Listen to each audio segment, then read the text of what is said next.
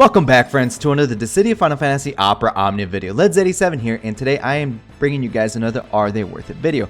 A series where I cover character or characters on an upcoming banner to see if they are indeed worth your precious tickets and or gems. Before I get into it though, friends, please remember to hit that like and subscribe button. And shoutouts where shoutouts are due. Rem for the database and all the wonderful info you provide. To the Materia bot, to the Compendium, guys. Excellent sources for you guys to gather information to see what they do. Alright guys, so all those wonderful links will be down below in the description. But special shout out to Rem for always helping out when help is needed. So I greatly appreciate, Rem, what you have been doing for the community. Now on November 17th, the grind is coming, UTC time, in the form of Ultimate Bahamut. Guys, this is the very last Ultimate trial in the game, unless they decide to give us Ultimate Sylph and Chocobo, which why are they still level 20? I want to see Chocobo level 40, make it happen. Divine Chocobo, when? But Divine Trials will be the next thing up after Ultimate Trials. So here, Kuja will be getting a rework. Kuja and Garnet will be getting their limited time costume bundles coming back. Papa Lima and Kuja will be getting character boards, and other featured characters will be on here in the form of Rydia, Porom, and Lulu, and all these wonderful characters will be synergy and on the actual banners. There's going to be 2 banners, and keep in mind, friends, there is no free multi-draw. It's not stated in the slide, so there is no free multi-draw, fams. Alright, so both of these banners will feature Kuja's new weapons, his LD and burst weapons, and they're split. One of them has Rydia, Porom, and Papa Limo, and the other one has Garnet and Lulu with Kuja's EX weapons on there. So let's take a look at Kuja. Let me recap his skills, and let's take a look at his LD and burst weapon along with his 7-star armor. Now, I will say this right here and right now. If I accidentally call Kuja Kefka, I deeply apologize. All right, I sometimes when I'm trying to read things and talk to my viewers, even in chat, I subconsciously call him Kefka instead of Kuja. So I greatly apologize. So if I say Kefka by accident, I'm gonna do my best to call him Kuja. That is why. Now, Kuja is a magic attacking unit with Holy built into his kit. He will be receiving a rework that will now allow him to inflict Holy resist down on his enemies, and he can also enhance your party members with Holy, and he will be the best summon board grinder with his LD ability to date. Alright, now if you're already familiar with what Kuja does and you would like to skip ahead to the LD, the burst, and the 7 stars, there will be timestamps down below in the comments. Anybody else that is not familiar with this kit, I will quickly recap what he does. Now, Kuja's abilities, his primary abilities is called Ring, Holy, and Ultima. They can go to their plus forms, and that is based off of Soul Cleave. Soul Cleave is a stackable buff that he does receive and grant himself. Now, when Soul Cleave is at 4 stacks, Ring, Holy, and Ultima will upgrade to their plus forms, pretty much hitting at a little bit higher brave potencies. Now with Ring Holy, the brave potencies are 60% per brave hit. There are 6 brave hit, alternating brave hits, followed by an HP attack. Now with his rework, he will be able to dish out 50% splash damage to non-targeted enemies. Now with his board and passives, you can increase his brave damage dealt if he is hitting target weakness up to 50%. Now also a part of the rework, he will now be able to inflict melodies of life on all the targets. Now, when using Ring Holy Plus, the brave hits increase to 90% per brave hit.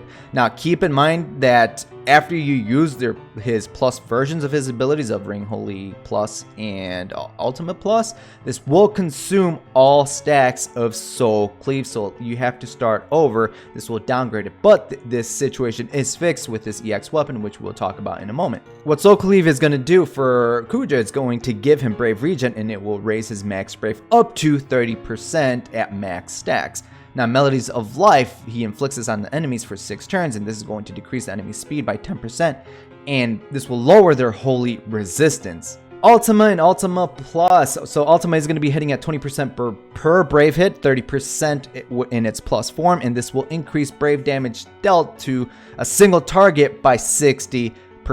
Now, if you do happen to get all of his boards, which you should be getting in all the passives, for 1 turn, he will grant himself plus 10% to attack and plus 50% brave damage dealt if he is hitting target's weakness. Now, this will grant him 30% to max brave and 30% to magic attack up, just further improving his damage. Now, Ultima Plus, it's going to be triggered twice, so he'll do the whole thing, and then it's going to do follow-up damage. Again, just slightly higher brave potency. Now with his EX ability, Symphonic Force, this is going to be hitting at 50% per brave hit. There are 8 AoE brave hits with 100% HP damage. If there is a single target, the brave damage dealt will be increased by 60%.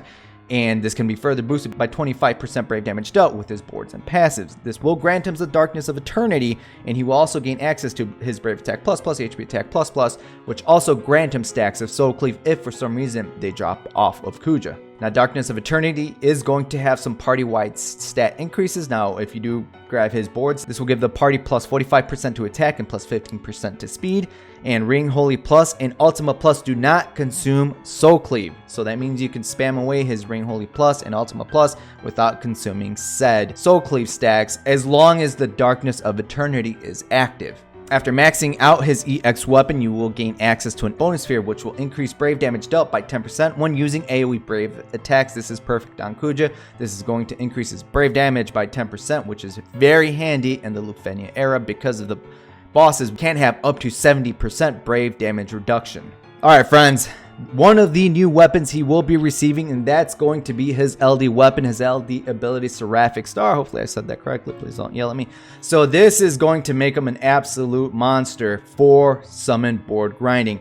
It's 2-hit Holy Distributed Brave plus HP attack, triggered 7 times. He does like a little swirl, he raises his hands up there, massive damage. And the potency is pretty nice, 90% per brave hit. So that is, if I'm doing my math correctly, 14 brave hits on said targets at 90% per brave hit. And the great thing about this is that it has a fast animation. This is what allows Kuja to be a very fast summon board grinder. Now, upon using Seraphic Star, this will grant him a special effect called Terra's Crystal, not the actual Terra, the character. She's not going to be floating above his head. It's just a pink crystal above his head. Now, with the limit breaks for his LD weapon, at the start of the quest, he will gain access to 4 stacks of Soul Cleave, so you could go right into your Ring Holy Plus or Ultima Plus, but use Ring Holy Plus just to inflict that Holy Resist down on the enemies, and then he will also gain access to his 30% Max Brave and Magic Attack up. Now, what Terra's Crystal is going to be doing for Kuja for 12 turns, again, special effect, this will increase the party members' Max Brave, Attack, and Holy Enchant by 20%, and now he has access to his Brave Attack and HP Attack plus.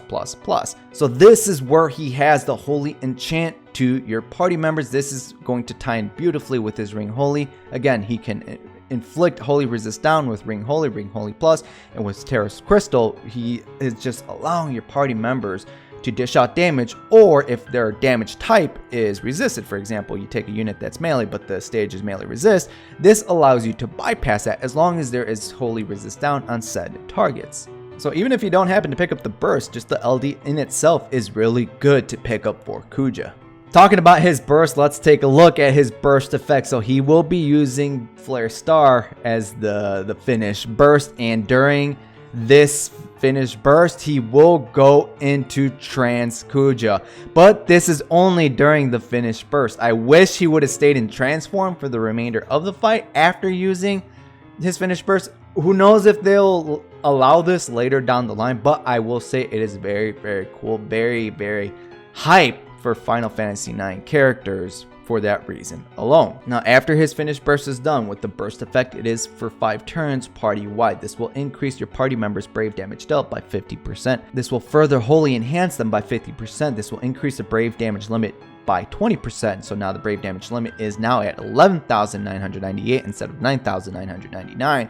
And this will also give them plus 30% to stolen max brave overflow. Now, this is pretty good in terms of letting your party members dish out more damage, especially against the Lufenia bosses who can get brave damage reduction up to 70%. So allowing your party members to almost bypass that, 50% brave damage dealt plus the 50% to Holy Enchant, that is going to be very beneficial during the Lufenia era. But is this burst weapon for you? We will talk about that later in this video. And finally, Kuja will be receiving a 7-star armor. What this is going to do for your party members, plus 5% brave damage limit increase, 10,498. So if you have any attackers that can exceed the brave damage limit, this will allow them to do so. And what this is going to do for Kuja himself, self-held brave and HP damage dealt can exceed limit cap up to 109,998. So this isn't a bad 7-star armor because it's got some team-wide utility in the form that it allows them to exceed the brave damage limit cap, so to say, and his own self-held brave and HP damage limit, just letting him dish out more damage. So cons about Kuja, there's really not that many cons for Kuja. Truthfully, he's an all-right unit overall. I mean, if the boss absorbs Holy, then pretty much your entire party gets locked out, because he does enhance your party members with Terrace Crystals, his special effect that he does gain with his LD ability. And me personally, I'm not a fan of his costume. I like Harry Potter. I like the whole, I watched the movies. I never read the books, because gosh damn things are thick as hell. But I don't know, I've just never been a fan of the costume. But that's not really a con, right? So not that many cons in my own eyes. If I had to pick something, probably his Ultima having very low Brave potency per hit at 20%. But if he is attacking a single target, this increases the Brave damage dealt by 60%. So if I did have to pick another con, I would probably say that his Ultima does have decreased Brave potency per hit. So it really depends on what you are up against. Alright friends, so now we're at that part of the video. Are they worth it? Is Kuja worth your precious tickets and or gems? So again friends, both of these banners will debut Kuja's LD and burst weapons. There is no free multi-draw. Alright friends, it wasn't on the slide. There is no free multi-draws on these banners, so you have to use your own precious resources. Now Kuja, him in himself, he's a good AoE magic attacker. He always has been. Being able to imperil Holy now with his Ring Holy Plus, enhance your entire party with Holy while increasing their stats, is going to let your party members dish out more damage, even if their damage type is resisted. If you have a melee unit and melee is absorbed, being able to inflict Holy resist down and enhance your party members with Holy allows them to bypass that restriction. Now Kuja with his LD, he is an absolute beast. He is the best summon board grinder in the game once he does receive his LD weapons. Alright guys who say Tifa is the best, you guys are JP players, you guys are looking several months away. We're not at that point yet. Alright guys, we're in the here, we're in the now. But if you want to skip Kuja for that reason alone, hey, I guess they're your resources, right? But fast animations with his LD and no burst mode needed. So currently I've been using Vaughn or Squall to summon board grind. Vaughn has some faster animations, go into his burst mode, uses Red Spiral, his Luminescence. I forget the name of his abilities or the follow-ups, but they're pretty quick. But if you do happen to kill the summon monster earlier, you have to sit through the entire burst mode and finish burst. With Kuja, you just pop the freaking LD. It's very quick animations and he is done. Now depending on which ultimate trial you are on, it might take a use or 2 or 3 of his LD ability, but at that point you can bring your friend support to help you out with that. Now I will say, like with the friend support Kujas, they don't need to be like your BFFs. They don't need to have the double hearts. You can use the 3-turn Kuja to help you grind summon boards. You're not going to need them for all 5 turns, and you should be able to burst down said boss before they get a chance to act. If you don't happen to pick up Kuja with his LD, bring a unit that lets your party members dish out more HP damage. For example, Charlotta, make her your primary one, then bring a Kuja friend support. That should help you out if you don't have Kuja with LD. Now, I will say this though, if you do happen to miss out on Kuja's LD here, he is repeated. His LD is repeated on a later banner alongside Y'shtola's LD and burst debut. He will be on the second banner and he will receive extensions there. Kuja's burst weapon. If you guys love Kuja and his trance, by all freaking means, go for it. I personally think it's pretty cool allowing Kuja to go into an emotional induced state, aka trance mode, for the finish burst. I think that's really cool. I do wish that it stuck around afterwards. That would have paid a nice tribute to Final Fantasy IX fans just for the remainder of the fight. That would have been so freaking cool. But Kuja's burst increases your party members' brave damage dealt by 50%, with the 50% to wholly enhance even further to help your party members with that Lufenia up to 70% brave damage reduction. But I will say this though, if you are hurting on resources and you're questioning if you should go for Kuja's or somebody else's burst, I will say I would skip out on Kuja's burst. For those reasons alone, Kuja's burst is good, again, because of the damage increase for the Lufenia era, But there is a slightly one better, and that's going to be Lightning. Because Lightning, she is going to increase your party members' brave damage dealt up to 80%, and she can also increase your party members' HP damage dealt by 20%. Now, Lightning's her burst effect party-wide is for 10 turns, but keep in mind that Lightning has the capabilities of acting back-to-back, so if you're not careful with Lightning, you can burn right through her burst effect. Alright friends, so it really depends on which burst you like. But if you have to ask me, if you had to pick one, I would still go with Lightning's burst weapon. Alright fam, so at the end of the day friends, if you had to pick one of these two banners to throw your resources on, I would go, I mean they're all good truthfully, but I would go with the Garnet one because I like what Garnet does. Garnet she is a pretty good character to pick up. If you have Garnet, do you want Lulu? No, you don't need Lulu at this point. You really don't. She is severely outdated. So at that point, I would throw your resources on the Rydia, Porum, and Papalymo banner. Papalymo, a fire unit. Rydia, water enhancing unit to your party members. Water resist down. And Porum, she has, if I remember correctly, 80% HP damage reduction for your party members. But she is purely a support type character with healing built into her kit. So out of these two banners, just pick the ones where you need the EXs from. And at the end of the day, tickets, yes, in my own personal opinion, Kuja's LD is worth the tickets, and Kuja's LD is also worth the gems. Now if you like trans Kuja, by all means go in with the gems. If you are hurting on the resources though, I would not chase his burst weapon. I would wait for Lightning's burst weapon, who in my own personal opinion just does it a little bit better party wide, and Lightning does have more longevity than Kuja, but of course that all comes down to team composition friends. Alright, so at the end of the day, his LD weapon is pity worthy. But let's say you guys will be chasing his burst weapon. You got his LD weapon early and you're asking Liz, which is the best burst banner to pick up Kuja's burst weapon on? So Kuja's burst weapon is going to be featured on 4 different banners. So the Ultimate Bahamut banners on the left and the Gao and Gladio banners on the right.